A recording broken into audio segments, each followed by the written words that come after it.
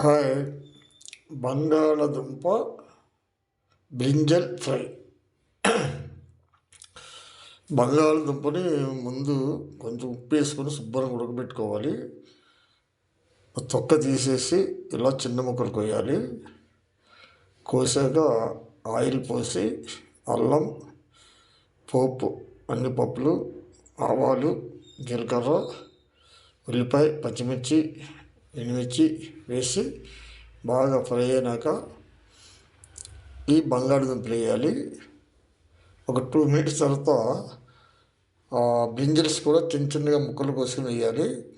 వేసాక ఉప్పు, కారం, పసుపు, కొంచెం మసాలా పౌడర్ వేస్తే ఈ విధంగా చక్కగా తయారవుతుంది అన్నమాట. చాలా బాగుంటుంది. 2 days ఈజీగా మనం తినొచ్చు అనమాట. చాలా టేస్ట్ ఉంటుంది. నెయ్యి వేసుకుంటే సూపర్.